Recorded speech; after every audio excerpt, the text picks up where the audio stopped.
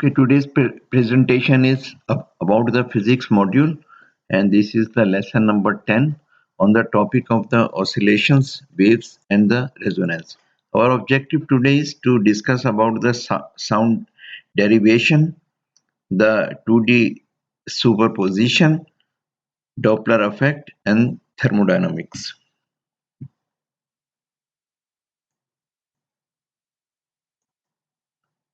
Sound derivation. Sound can be used as a familiar illustration of the waves because hearing is one of our most important senses. It is interesting to see how the physical properties of the sound corresponds to our perceptions of it. The physical phenomena of sound is defined to be a disturbance of matter that is transmitted from its source outward. Sound, like all waves, travels at a certain speed and has the properties of frequency and the wavelength. We can observe direct evidence of the speed of sound while watching a fireworks display.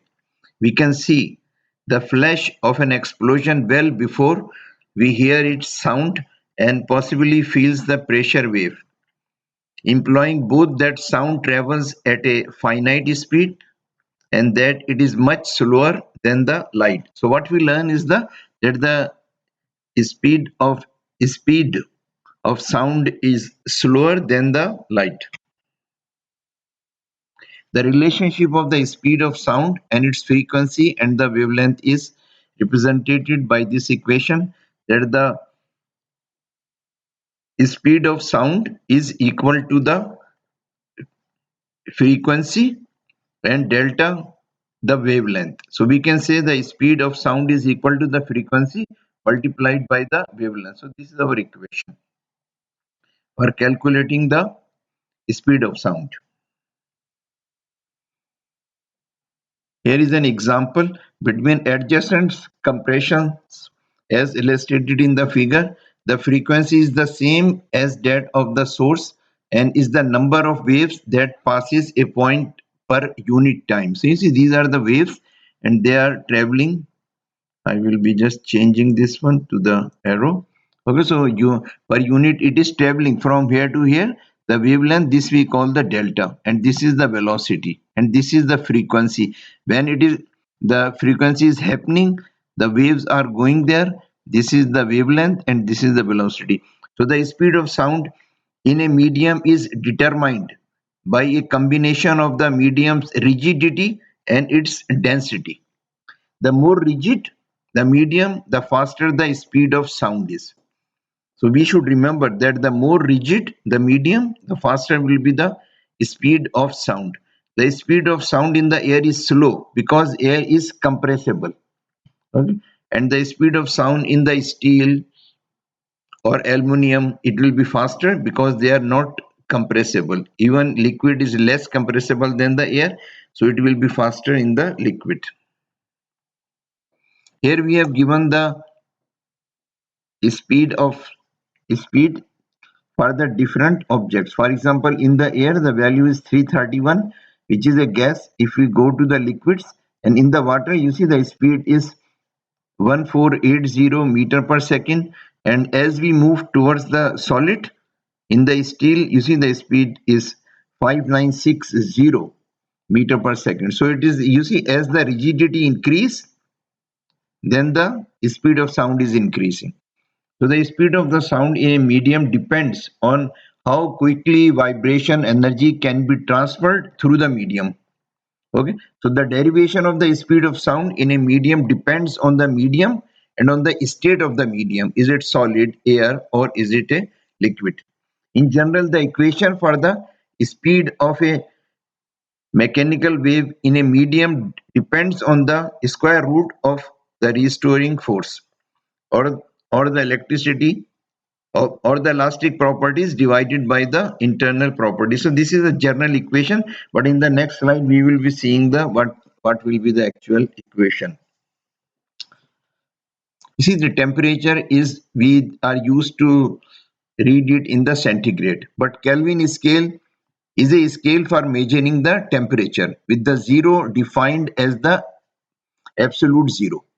The Kelvin scale is the standard scale for many scientific fields, but the related Celsius scale can be found out by this equation. We can say that the Kelvin temperature is equal to the Celsius plus 273.15. Generally, people use the value of the 273, but this is the formula for converting the centigrade to the Kelvin. Okay. The speed of sound is affected by the temperature in a given medium. For air at sea level, the speed of the sound is provided by this particular equation. Speed of sound. So the speed of sound is equal to 331 meters per second, and then the temperature divided by the 373 K. But this temperature T must be in the Kelvin. And 331 we already learned in the air. The value of the speed in the air is 331. We can see over here. Yeah. So this is the equation, and we will be using it. So we have a example in this. We will use the last example one. Okay, calculate the wavelength of sound at the extremes of the audible range 20 and 20,000 hazards in 30 degrees centigrade air, assuming that the frequency values are accurate to two significant figures. Okay, so what we will do? We already know the value of the V is given by. We already know what is the value of the V. V is given by the. In the last equation we learn the velocity is equal to the 331 if it is the air, T divided by 273 K, and this T is in the Kelvin. So we can put the values here. The velocity will be equal to the 331 because we are talking about the air. And this, what is the value of our we want to find out T, and the value of the T is already given here, and 273 Kelvin. So we will be changing the 270 30 degrees centigrade to the Kelvin. So how we will calculate? 331 is the value here, multiplied by T. Now the T is equal to 273. How we convert the centigrade to the Kelvin? It was 273 plus the temperature in centigrade. So we will make it 273 plus 30, and then we divide it by the 273 K, and the final and we will take a root. So the final value comes out 348.71 meter per second. Okay. Now we can find out the wavelength. Wavelength is defined by the delta. Delta is defined by the. Okay, and here it is equal to the velocity divided by the frequency.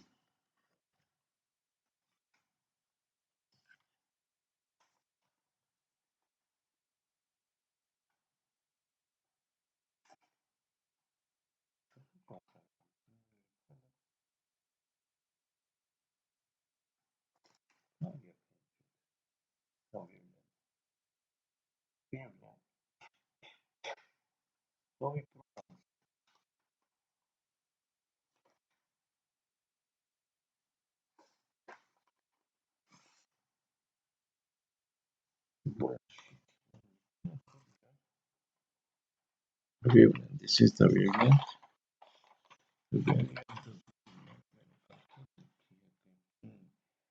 Why?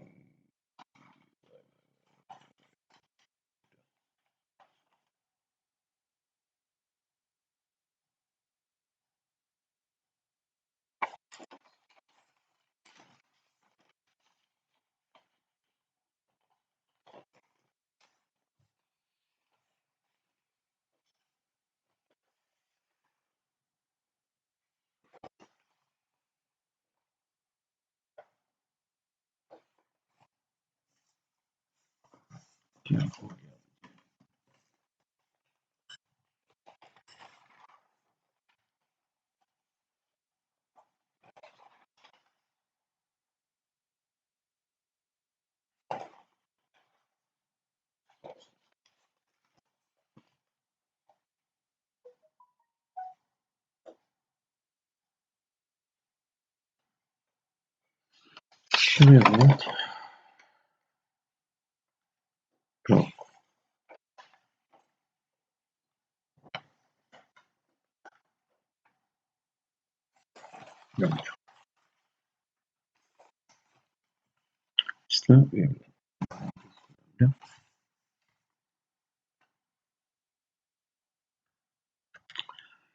so now we will be calculating the value of the lambda, which is equal to the 348. Maximum value we are calling 348, which we just calculated it over here, divided by the lower side, which is the 20 hazards. So it calculated to be the wavelength 17 meter.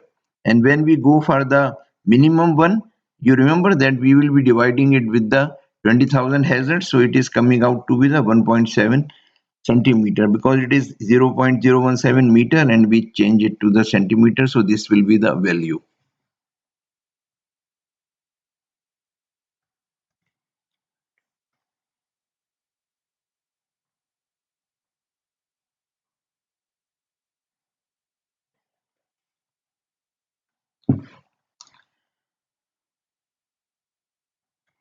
The next topic today's discussion is the two-dimension superposition.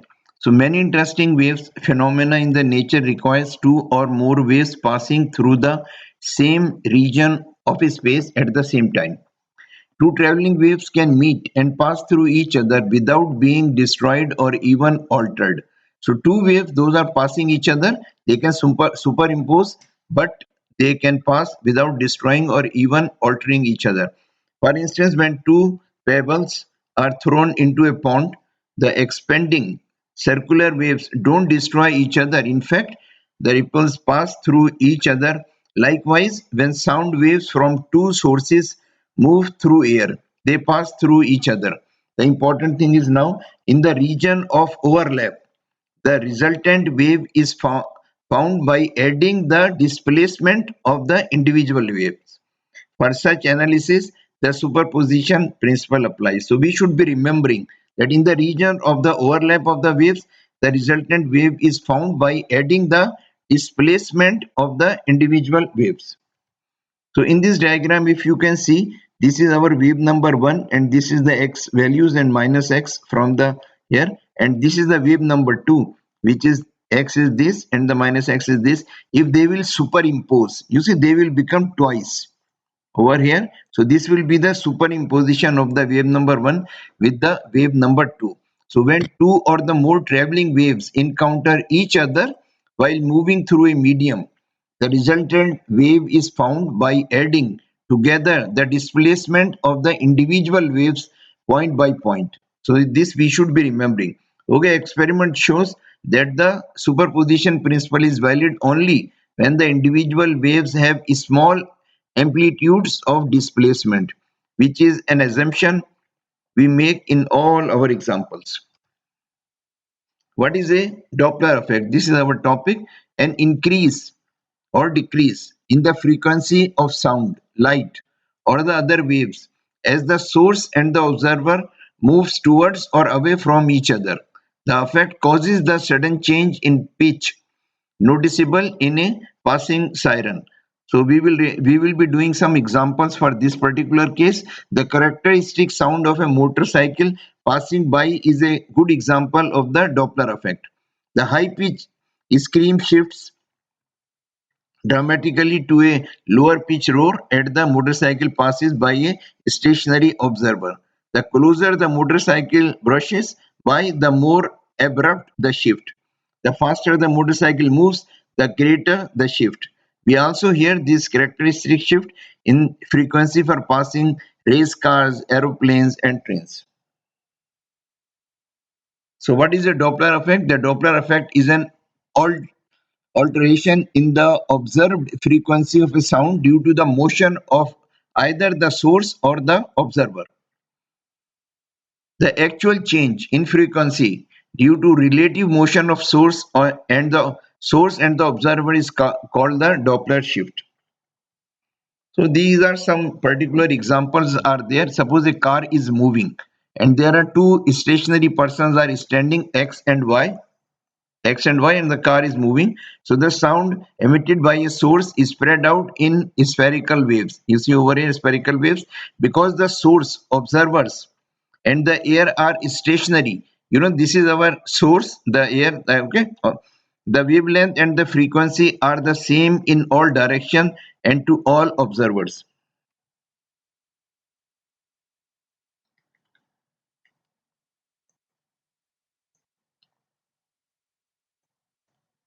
Let's go back. This is another case. Now you see the car is moving towards the Y and it is moving away from the X. So there will be an effect. You see the waves is affecting. So the sounds emitted by a source moving to the right speed speed out from the point at which they were emitted. The wavelength is reduced. You see in this particular case the wavelength is reducing. The wavelength is reduced and consequently the frequency is increased in the direction of motion, so that the observer on the right hears a higher pitch sound. The opposite is true for the observer on the left side. On the left side, where the wavelength is increased and the frequency is reduced. So you see the wavelength is increasing as the source is moving away. This is another case in which you see the observers are not stationary, they are moving. The car is moving, observers are also moving. The same effect is produced when the observers move relative to the source. So this is our source and this is our observer. They are moving. Okay. Motion towards the source increases frequency as the observer on the right passes through more waves crest than she would if stationary. So because she is moving closer, so she is crossing more crest away with the time. Okay, on the right. So through the more waves crest, then it would be for the stationary motion away from the source. The person on the left, which is moving away from the source, decreases the frequency as the observer on the left passes through fewer waves crest than it would if it is stationary. So what we learn at this point, the Doppler effects occurs not only for sound but for any wave when there is relative motion between the observers and the source. There are Doppler shifts in the frequency of sound, light, and the water waves. For example, Doppler shifts can be used to determine velocity, such as when ultrasound is reflected from blood in a medical diagnostic.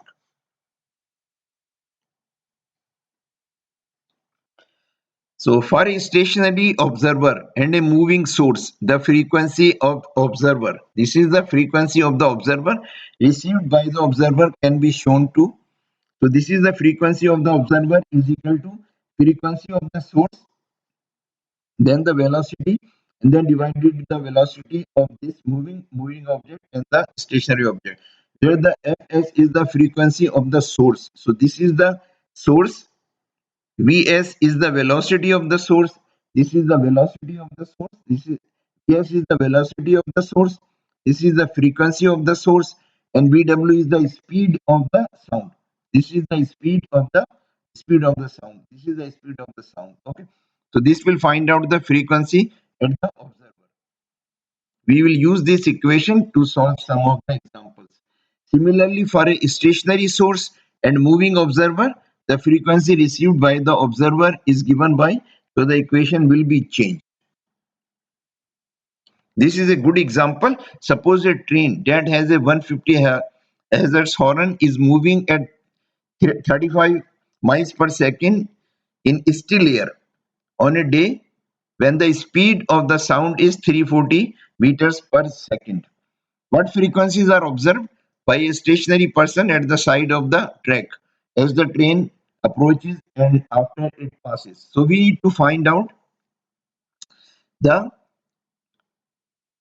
what frequencies. We need to find out the frequency of the observer when the train is approaching to the stationary observer and when the train is moving away from the stationary observer. The equation we just learned in the last slide is this one. To enter the known values in the the frequency of the observer is equal to the frequency of the sound divided by the velocity velocity of moving, and then the velocity of the source. To calculate the frequency, we will put the values. What are the values are given? Frequency of the source. You remember the frequency of the source is train, and this is the 150 Hz is given over here.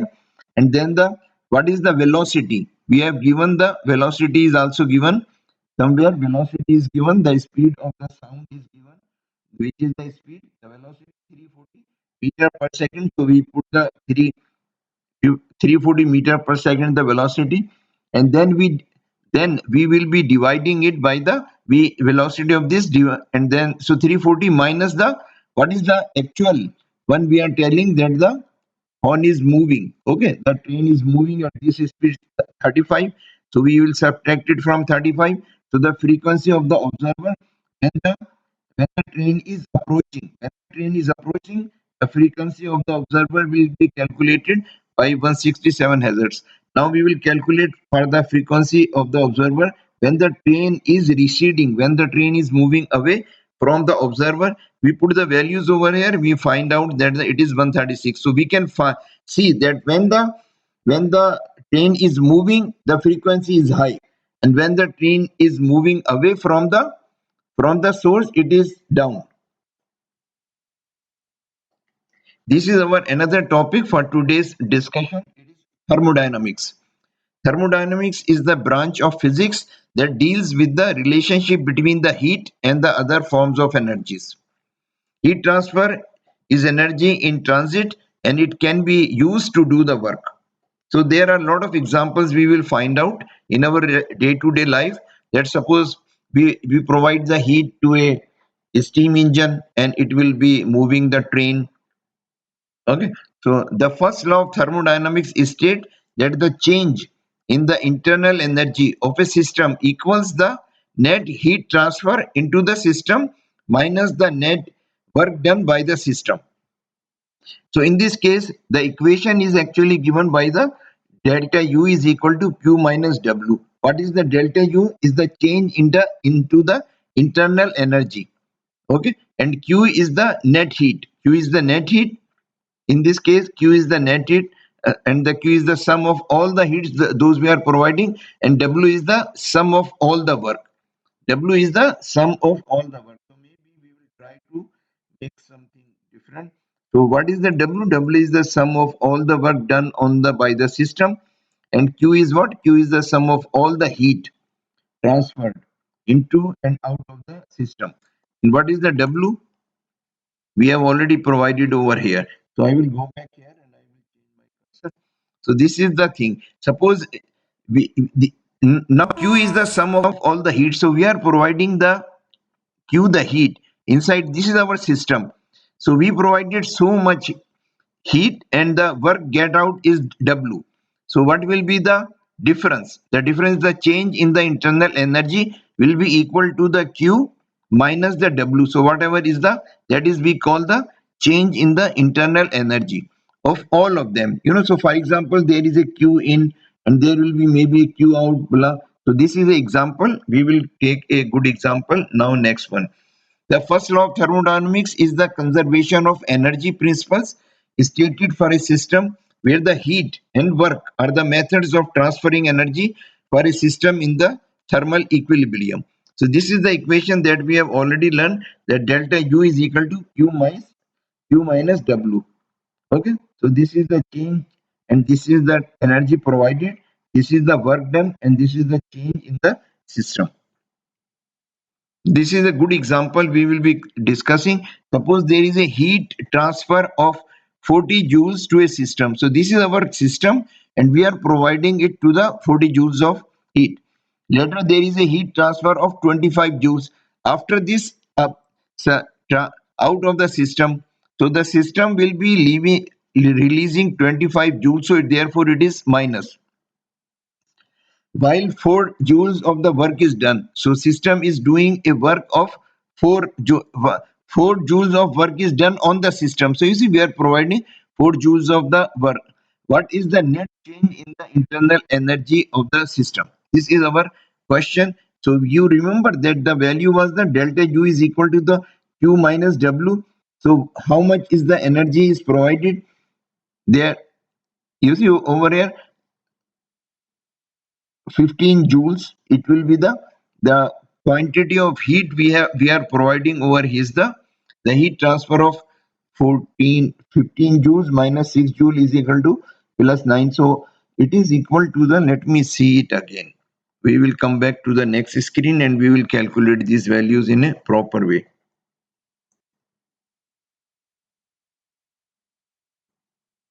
Okay, so we will see essentially we must first find the net heat transfer. So how do we find out? Delta U is equal to Q minus W, and this was the values my 400 was provided. I will come go back to the screen. 40 Q was given, 40 was given over here. 40 joules were given over here, minus 25 joules were released by the system. So you see 25 joules were released by the system. We were providing 40 joules, the system was releasing 25 joules. So the net is equal to 15. Okay, then how much work is done? It is telling us. So we go back over here and we say network. You see it is the system has done a total work of 10 joules, and the we are putting the work on this is the 4 joules. So therefore 4 is subtracted the 4, so this will be the value will come as a 6. Okay, so this is the net W and this is the net Q. And therefore we can find out the value of the delta U. So 15 was the Q, 15 was the Q, and the 6 is the value of Q. So this is our equation. The value comes out to be the 9 joules. So thus the change in the internal energy is given by the first law of thermodynamics is the 9 joules. We can solve this equation in different ways also, but this is one of them. Now we will discuss about the second law of thermodynamics. It deals with the direction taken by the spontaneous process. This is important thing we should remember that in the second law of thermodynamics, the heat transfer occurs spontaneously from higher to the lower temperature bodies, but never spontaneously in the reverse direction. So here the heat will be moving only in the one direction. There are so many examples you can find out. Let's suppose I fold a glass, my glass which is made of the glass. So drinking water glass, it fall down, so the glass will broke. So I cannot put it back. This is the general ideas. There are so many other examples are there. Okay. Here we will be taking solving one example. This is a very good one. A coal-fired power station is a huge heat engine. Coal power nowadays in the world the coal power stations are going down, but in the old days there were so many coal power stations were there. It uses the heat transfer from the burning coal to do the work to turn the turbine. So the coal is burned and then the turbines are running because of that energy, which are used to generate the electricity. In a single day, a large coal power station has 2.5 10 to the power 14 joules of heat transfer from coal and 1.48 10 to the power 14 joules of heat transfer into the environment. Here we will be putting 10 to the power 14. Here it is 10 to the power 14. Okay.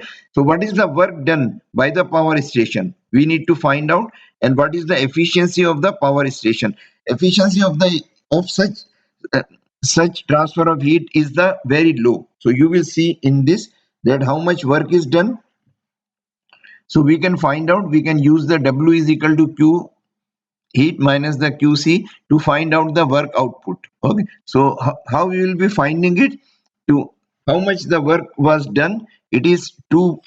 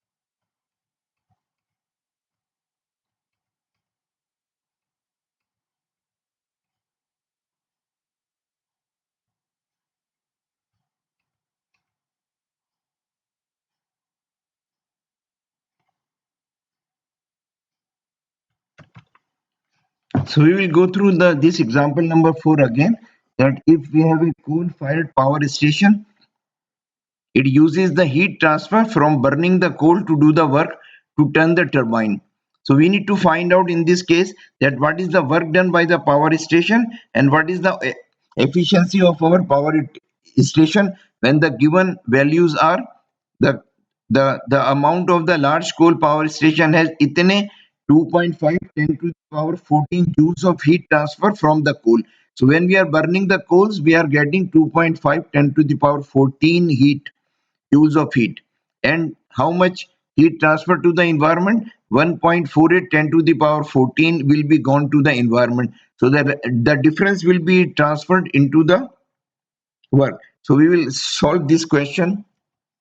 Okay, so what is the values? 2.5 10 to the power 14 was the total, and this was lost in the return back to the environment. 1.4 10 to the power 14. So therefore this is our answer.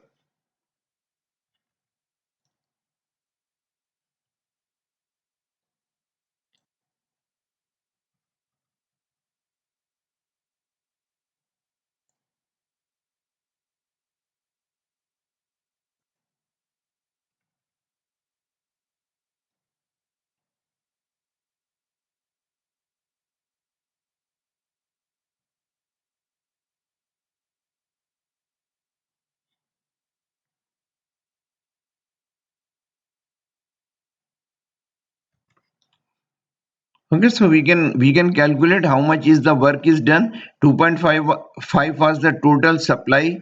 10 to the power 14 joule was the supply, and this was going back to the environment. So the work is 1.02 10 to the power 14 joules. So this is the amount of the work will be done. Now the second part of the question was find the efficiency. So efficiency is equal to how much is the work and how much is the energy that is provided. So how much is the work is done? The work is done 1.02 10 to the power 14, and how much was total energy that was supplied. So we can see over here how much energy was supplied. That was 2.5 10 to the power 14. So our efficiency is only 40.8%. So as I was telling you, in such cases the efficiency is generally very poor. So total efficiency is only 40%.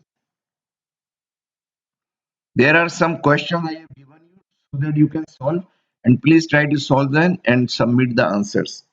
Have good time. Hope you have learned something from today's lecture.